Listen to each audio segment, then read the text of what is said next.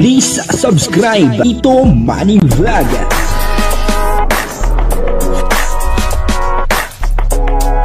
Payagan po si Tito Manny Vlog na mag-reactor para pambiling gamot sa kanya pong karamdaman. Wala man siyang records ng ng away. Yun po, may nalaman po tayo na etong si Kalingap Mikoy ay merong sikreto. Alamin po natin kung ano po yung sekreto ni Kalingap Mikoy. Ano po kaya ito? Siya po ay ibinuking ng isa sa mga kanyang kaibigan. Alamin po natin kung sino po yung nagbuking at alamin din po natin kung ano po yung sekreto ni Kalingap Mikoy na ibinuking nitong kanyang mismong kaibigan. At bago po yan, siyempre ako muna po bumabati sa inyong lahat ng magandang umaga, magandang tanghali at magandang gabi sa inyong lahat mga kapatid. Saan man kayo ng panig ng mundo naroon ngayon ay mag-iingat kayo palagi at pagpalain kayo ng ating Panginoon. Maraming salamat din po sa patuloy na tumatangkilik sa aking YouTube channel at nanonood sa aking video reaction. Patuloy lang po natin suportahan sila Kuya Bal Santos Matubang, Kalingap Rab, at Ed na Vlog, Jack Tapia at siyempre yung mga kasamahan ko pong reactor sa Kalingap at ganoon din po yung mga charity vlogger na Kalingap partner. Ito po yung video na kung saan ay ibinuking si Kalingap Mikoy ng isa niyang masasabi nating matalik na kaibigan. Ano po kaya ito? Papanoorin po natin yung video at ang kabuuan po ng video ito ay mapapanood po natin sa YouTube channel ni Kalingap Rain. Ayan portahan po natin Kalingap Rain. Ito po yung video.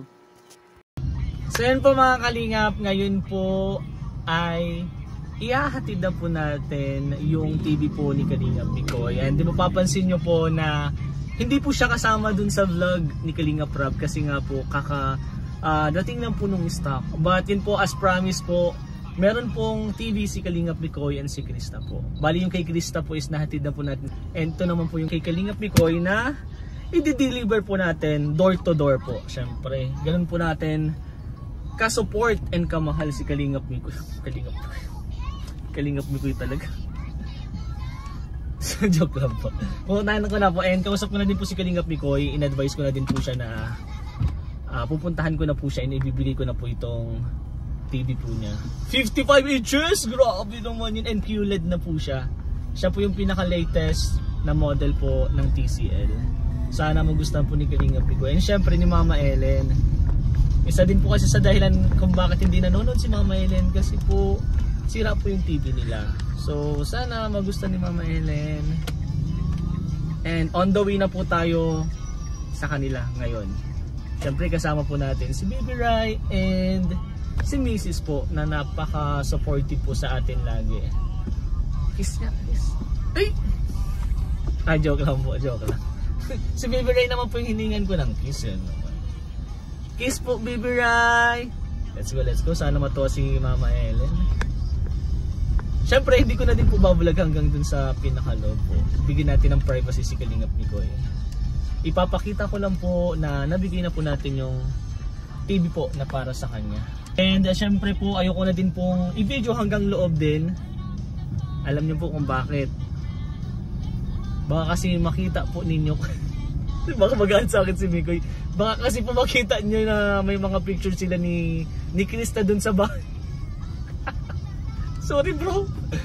Pakita ko na kaya. Pero at least alam nila. Huwag na lang natin ipakita. At least alam nila. So ayun po. Ipakita lang natin na dala-dala na po natin yung TV dun sa kanila. And that's it. I'm happy for them. Masaya po ako talaga para sa kanila. Yung si Krista and si Mikoy and si Krista. Parang kapatid ko na yung dalawang yan. Kaya nakaka-proud po and sana po wag po kayo magsawang sumuporta sa kanila. Syempre sa Team Kalingap, wag po tayong magsawang sumuporta. Love lang po guys, love lang po. Grabe bro. May TV na kami ulit. Yay! Sila na kasi TV namin. 2 years na kami hindi na. Oh? Legit? Di ba nakita mo naman ikaw mismo nakakita? Kulay itim ng screen para may privacy temper. Di ko man nakalain bro na 2 years na pala na gano'n na hindi kayo nagpapanood ng TV. Kala ko mga 6 months. Sa cellphone na lang kami, sa cellphone na lang. But and po, ito deserve nyo yan bro. So let's go, syempre one Kalingap, one family yan. Salamat po. Unahin na po natin i-topic yung sekreto. Kung pinanood niyo po yung video clip ay doon po ay nalaman natin na etong si Kalingap Mikoy pala ay may sikreto.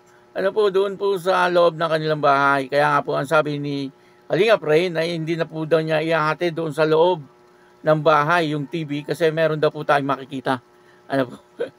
Pero ipinulgar din po siya ni Kalingap Rain. Ano, ang sabi po ni Kalingap Rain ay may mga litrato daw po doon po sa loob ng bahay ni Kalingap Mikoy nilang dalawa ni Krista. Okay lang naman po yun. Ano, wala naman pong problema kung merong mga litrato doon si Krista sa loob ng bahay ni Kalingap Mikoy kasi magka-tandem naman po sila, no? At ang isa pa ay magkaibigan po sila. Ano po, at parang magkapatid na rin siguro. Ano po, or higit pa doon. Hindi po natin alam Pero ang alam po natin ay maghihintay si Kalingap Mikoy dito kay Krista. Ano po, at dito ay binuking siya ni Kalingap Rain. Ano, sabi niya nga po kay Kalingap Mikoy, ay pasensya na bro. At nasabi niya nga po na merong mga litrato etong si Krista doon sa loob ng bahay ni Kalingap Mikoy. Ay okay lang naman po yun. Ano, kumbaga normal lang. Ano po, yung mga ganong sitwasyon. Kahit naman po ako no, yung mga kaibigan ko or siyempre mga malalapit sa atin ay pwede naman po na magkaroon ng litrato sa loob ng bahay. Ano po, at dito nga kung makikita nyo po ay may daladalang napakalaking TV. Etong si Kalingap Rain, ano po, 55 inches na TV ang daladala niya. Ano po, yun po ay para kay Kalingap Mikoy. At nakita naman po natin dito na hindi po makapaniwala si Kalingap Mikoy. Ano po, na may nag-sponsor sa kanya ng ganung kalaking TV. At syempre matutuwa din po yung kanyang mama kasi naikwento nga po ni Kalingap Mikoy na parang 2 taon ng sira yung kanilang TV. Kumbaga hindi pa po nila napapalitan. Napapanooran daw po. Kaya lang ay talagang color black na. Kumbaga ay black and white na po yung kanilang TV, hindi na color TV. Po. Kaya dito ay tuwan-tuwa po si Kalingap Mikoy. Napakaganda nun, 55 inches.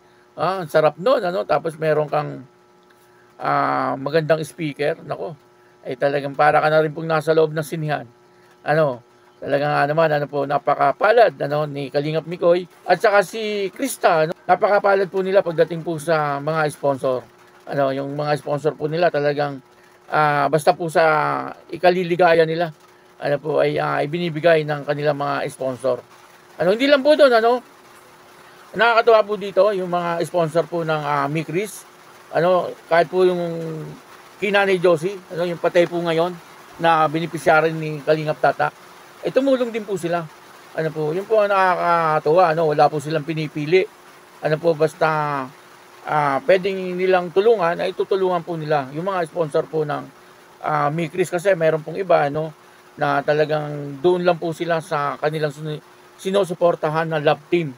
Kumbaga, doon lang po talaga sila nag-i-sponsor, ayaw po nila lumabas doon. Pero itong Mikris ay talagang nag-i-sponsor po sila, basta po beneficiary ng Kalingap, ay nagbibigay po sila. Yun po ang kagandahan doon. Kumbaga, yun po ay wala po silang pinipili na tulungan.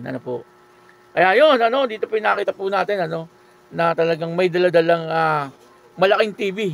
Etong si Kalingap Rain, para po kay Mikoy at saka doon po sa kanyang nanay, kay Nanay Helen. At yun na, dito po yung sikreto ni Kalingap Mikoy na may mga litrato po pala si Krista doon sa loob ng bahay ni Kalingap Mikoy. Siguro naka-display. Naka-display siguro. Kaya nakita ni Kalingap Rain.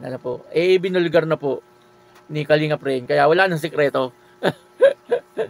Pero para sa akin, di naman po sikreto yun. Natural lang po yung mga ganung bagay. Kaya yun, maraming salamat po sa inyo lahat.